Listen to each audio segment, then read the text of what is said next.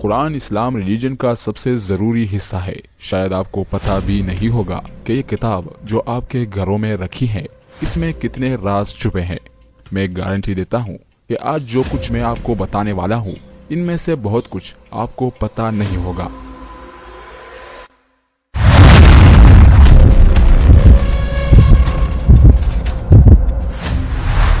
مکہ کے نزدیک ایک پہاڑ ہے جسے ماؤنٹ ہیرا کہا جاتا ہے۔ اس جگہ پر اللہ کے آخری نبی حضرت محمد صلی اللہ علیہ وسلم کی اللہ کے فرشتے حضرت جبرائیل سے ملاقات ہوئی، جہاں نبی پاک کو اللہ کی طرف سے پہلا میسج ملا جو کہ سورہ العلق کی پہلی آیتیں تھی۔ اس دن کے بعد حضرت جبرائیل آتے رہے اور اللہ کا پیغام نبی پاک تک پہنچاتے رہے۔ نبی پاک نے اللہ کا پیغام لوگوں تک پہنچایا اور لوگ مسلمان ہوتے گئے۔ جیسے ہی کوئی پیغام اللہ کی طرف سے آتا تو نبی پاک اسے اپنے صحابہ کو بتاتے۔ صحابہ جیسے ہی اس پیغام کو سنتے تو اسے فوراً یاد کر لیتے یا پھر کھجوروں کے پتوں اور پتھروں پر لکھ لیا کرتے تھے۔ یہ سلسلہ 23 سالوں تک چلا۔ آخر 63 سال کی عمر میں نبی پاک اس دنیا فانی سے چل بسے۔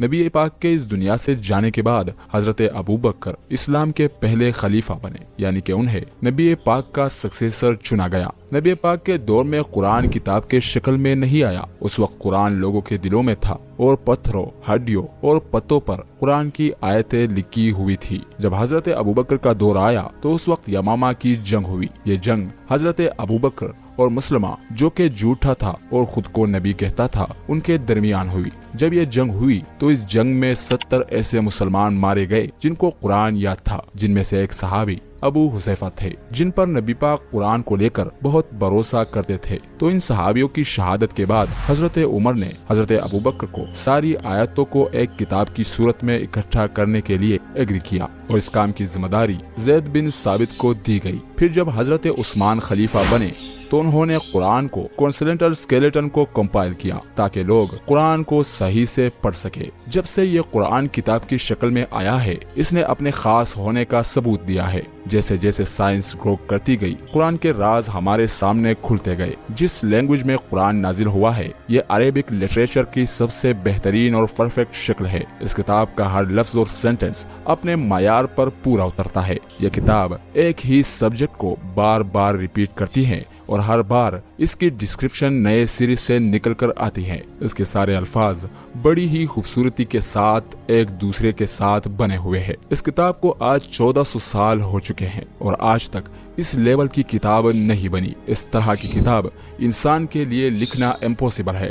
جیسے اللہ نے قرآن میں سورہ اسراء کی آیت 88 میں بھی بتایا ہے، تم فرماؤ اگر آدمی اور جن سب اس بات پر متفق ہو جائے کہ اس قرآن کے معنی لے آئے تو اس کا مثل نہ لا سکیں گے، اگرچہ ان میں سے ایک دوسرے کا مددگار ہو۔ نبی پاک نے بھی اپنی لائف ٹائم میں جو میسجز دی ہیں ان میں سے بھی ایسی اپیل نہیں جو قرآن میں ہے۔ اس سے یہ پروف ہو جاتا ہے کہ قرآن نبی پاک نے اپنی طرف سے نہیں بنایا بلکہ اللہ کی طرف سے نازل ہوا ہے۔ یہاں تک کہ حضرت علی نے بھی بچپن سے قرآن پڑھا تھا اور حضرت علی کے علم کے چرچے تو آپ نے سنے ہی ہوں گے۔ نہج البلاغہ جس کتاب میں حضرت علی کے خطبے لکھے ہیں، اس کتاب کی اپیل بھی قرآن کے برابر کی نہیں، کیونکہ یہ کتاب سب سے یونیک ہے۔ اسے سننے والے کو یقین ہوتا ہے کہ یہ سچ ہے۔ اس کے الفاظ انسان کی روح میں اترتے ہیں، جس کا ثبوت ہمیں احادیث میں بھی ملتا ہے۔ بہت سے لوگ تو صرف قرآن سن کر ہی مسلمان ہو گئے تھے۔ اللہ قرآن میں فرماتا ہے اور یہ وہ کتاب ہے جسے ہم نے برکت کے طور پر نازل کیا ہے، لہٰذا اس کی پیروی کرو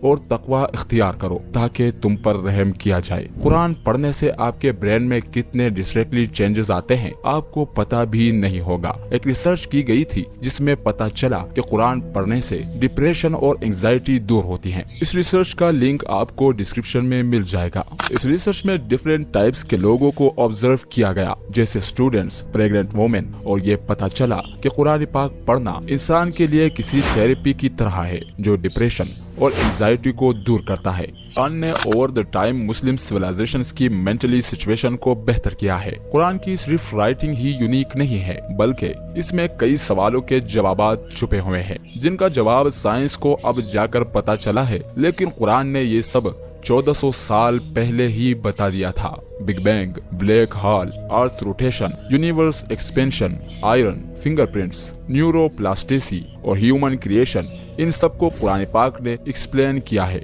जो कि आज साइंस को जानने में इतने साल लग गए। कुरान का ये मिरेकल बहुत इंटरेस्टिंग है। जैसा कि हम जानते हैं कि हमारे सोलर सिस्टम में टोटल 8 प्लैनेट्स है, लेकिन इंटरेस्टिंग बात यह है कि इंटरनेशनल एस्ट्रोनॉमिकल यूनियन ने 3 और ड्यूअल प्लैनेट को हमारे सोलर सिस्टम का हिस्सा बताया है, और ये बात कुरान ने पहले ही बता दी थी। कुरान में हजरत यूसुफ अपने बाप को बताते हैं कि उन्होंने ख्वाब में 11 सितारे यानी 11 प्लैनेट्स को देखा है। यही नहीं, आप सब तो ये अच्छे से जानते हैं कि हम अपने ब्रेन से सोचते हैं, लेकिन कुरान कहता है कि इंसान का दिल भी सोचता है। आपने बिल्कुल सही सुना, ये चीज जो हमारी बॉडी में खून पंप करती है, कुरान कहता है कि हम इससे सोचते भी हैं। अभी तक तो सबको ये इम्पॉसिबल लगता था, लेकिन रिसेंटली एक नई डिस्कवरी हुई है, जिससे ये पता चला है कि इंसान के दिल में 40,000 स्पेशलाइज्ड सेल्स होते हैं। ये सेल्स इंडिपेंडेंटली सोचते हैं और फील करते हैं। साइंस बिलीव करती है कि इस दुनिया में पानी मेटीवर के जरिए आया है, और कुरान ने यह भी पहले बता दिया था। और सिर्फ यही नहीं, कुरान ये भी कहता है कि हमने हर जिंदा चीज को पानी से बनाया है। अब जाकर साइंस को ये पता चला है कि सेल का जो साइटोप्लाज्म है वो 80% पानी से बना होता है। कुरान का ये मिरेकल बहुत इंटरेस्टिंग है। 28 नवंबर 1967 को पुल स्टार की साउंड को डिस्कवर किया गया।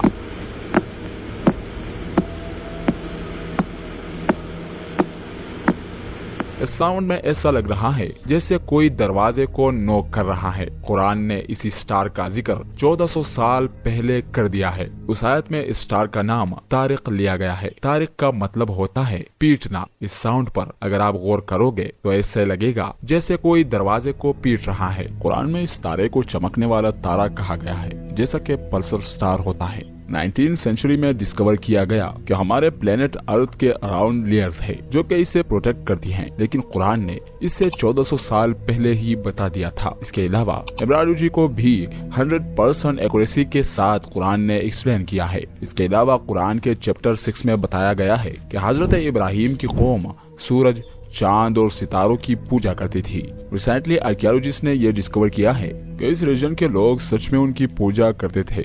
लेकिन इंटरेस्टिंग बात यह है कि ये नॉलेज हजारों साल तक गुम रही। अब रिसेंटली ही इसे 20वीं सेंचुरी में डिस्कवर किया गया है। इसके अलावा भी अगर देखा जाए तो इंसान अपनी आंख के प्यूपल्स को कंट्रोल नहीं कर सकता। ये करना इंसान के लिए साइंटिफिकली इम्पॉसिबल है। लेकिन जब इंसान झूठ बोलता है तो उसकी आंखों के प्यूपिल ड्यूलेट होते हैं, यानी कि आप किसी इंसान की आंखों से पता कर सकते हैं कि वो इंसान झूठ बोल रहा है या सच। और यही अल्लाह कुरान में फरमाता है, अल्लाह आंखों की खयानत को जानता है और उसे भी जो सीने में छुपाते हैं। इसके अलावा भी कुरान के बहुत से मिरेकल्स है। नासा ने हाल ही में एक ऐसे प्लैनेट को डिस्कवर किया है जो 2 स्टार्स को ऑर्बिट करता है। इस प्लैनेट पर आप एक नहीं बल्कि 2 सनसेट और सनराइज को देख सकते हैं। इस प्लैनेट का नाम है केपलर 16b। इसे नासा ने 15 सितंबर 2011 को डिस्कवर किया था और इस प्लैनेट का जिक्र कुरान सूरह अल-मारिज में करता है। तो मुझे तमाम मशरिकों और तमाम मगरिबों के रब की कसम, बेशक हम जरूर कादिर हैं। कुरान में सूरज से रिलेटेड ये इन्फॉर्मेशन बहुत कमाल की है। सूरज में 92% हाइड्रोजन और 8% हीलियम होता है। पीरियोडिक टेबल में हाइड्रोजन का सिंबल H है जो अरबी में हा बनता है। कुरान में एक सूरत है जिसका नाम है सूरह शम्स। इस सूरह के नाम में शम्स का मतलब भी सूरज है। इस पूरी सूरत में 15 आयतें हैं और हर आयत हा लफ्ज पर खत्म होता है। ये कुरान की वाहिद ऐसी सूरह है जिसकी हर आयत हा लफ्ज पर खत्म होती है। ये सूरह कुरान की 91 सूरह है और आप हैरान होंगे कि सूरज भी यूनिवर्स के बनने के 91 मिलियन ईयर्स बाद ही बना था और जमीन और सूरज के दरमियान का कम तरीन फासला भी 91.4 मिलियन माइल्स है, जो कि इस सूरह का नंबर है। यही नहीं, जमीन और सूरज के दरमियान का एवरेज डिस्टेंस 15 करोड़ किलोमीटर है और इस सूरह में टोटल आयात भी 15 ही है। इसी तरह सूरज के कोर का टेम्परेचर भी 15 मिलियन सेल्सियस है, बिल्कुल जितनी के इस सूरह के टोटल आयत है। क्या कमाल है। 1915 में आइंस्टाइन ने जनरल थ्योरी ऑफ रिलेटिविटी को लिखा। इस थ्योरी से साइंसदानों ने यह डिस्कवर किया कि स्पेस को मोड़ा भी जा सकता है, यानी कि स्पेस बैंड हो सकती है। यही बात अल्लाह ने सूरह अंबिया में बयान की है।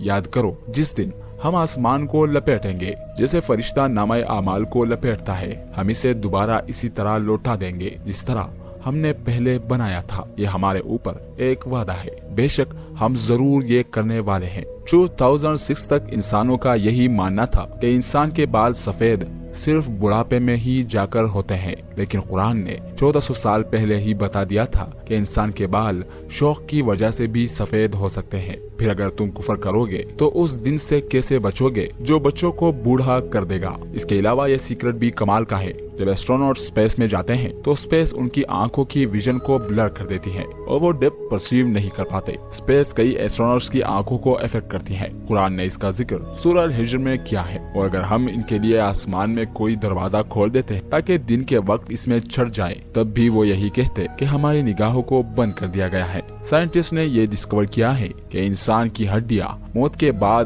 پتھر اور لوہے میں تبدیل ہو سکتی ہیں. اسے پیراٹائز فورسز کہا جاتا ہے. اس کا ذکر قرآن نے 1400 سال پہلے سورہ اسراء آیات نمبر 49 میں کیا ہے. اور انہوں نے کہا کہ جب ہم ہڈیاں اور ریزہ ریزہ ہو جائیں گے تو کیا واقعی ہمیں نئے سرے سے پیدا کر کے اٹھایا جائے گا؟ تم فرماؤ کہ پتھر بن جاؤ یا لوہا. یہ جان کر آپ حیران ہو جائیں گے. کیا آپ کو پتا ہے کہ فیمیل سپائڈرز بچے پیدا ہونے کے بعد میل سپائڈر کو مار کر پھینک دیتی ہیں اور پھر کچھ وقت کے بعد جب بچے بڑے ہوتے ہیں تو وہ اپنی ماں کو مار کر پھینک دیتی ہے. یہ دنیا کا سب سے برا گھر ہے. اسے بھی قرآن میں بیان کیا گیا ہے. جنہوں نے اللہ کے سوا اور مددگار بنا رکھے ہیں ان کے مثال مکڑی کی طرح ہے جس نے گھر بنایا اور بے شک سب گھروں میں کمزور گھر مکڑی کا گھر ہے. کیا اچھا ہوتا اگر وہ جانتے. اسی آیت میں یہ بھی بتایا گیا ہے کہ گھر فیمیل سپائڈرز بلڈ کرتی ہے نہ کہ میل سپائڈر. لیکن انٹرسٹنگ بات یہ ہے کہ کافی ٹائم تک سائنس کا یہی ماننا تھا کہ گھر میل سپائڈرز بلڈ کرتے ہیں نہ کہ فیمیل. لیکن آخر کار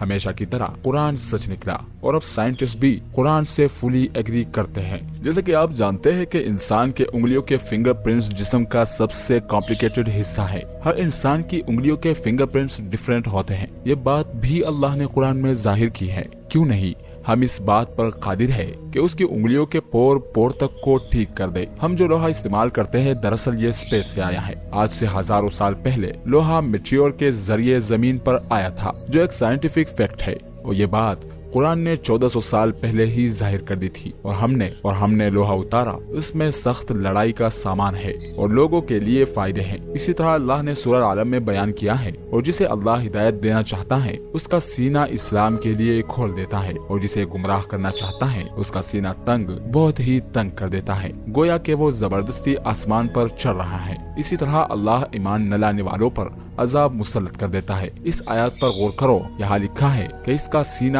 تنگ بہت ہی تنگ کر دیتا ہے. گویا کہ وہ زبردستی آسمان پر چڑھ رہا ہے. 1400 سال پہلے یہ کس کو پتا تھا کہ جب انسان آسمان پر چڑھتا ہے تو آکسیجن کم ہونے کی وجہ سے اس کا سینہ ٹائٹ ہو جاتا ہے. یا آپ کو پتا ہے کہ سمندر کی کور تک سن لائٹ نہیں پہنچتی. سن لائٹ سمندر میں 200 میٹر تک ہی پہنچ سکتی ہے. لیکن اگر یہ سچ ہے تو پھر سمندر کی ڈیپتھ میں جو جانور ہے وہ آخر کیسے زندہ رہتے ہیں؟ اس کے بارے میں قرآن میں اللہ کا فرمان ہے کہ اللہ سمندر میں وہاں بھی روشنی دیتا ہے جہاں انسان اپنا ہاتھ تک نہیں دیکھ سکتا. سائنس نے یہ ڈسکور کیا ہے کہ سمندر کے ڈیپتھ میں ایسے آرگینزمز ہوتے ہیں جو لائٹ پروڈیوس کرتے ہیں. ہم جو پانی استعمال کرتے ہیں اس دنیا کا پانی نہیں. آج سے ہزاروں سال پہلے میٹیور کے ذریعے یہ پانی اس دنیا میں آیا ہے. بہت سے جیو کیمیکل سٹڈیز سے یہ پتا چلا ہے. کاش لوگ پہلے قرآن پڑھ لیتے.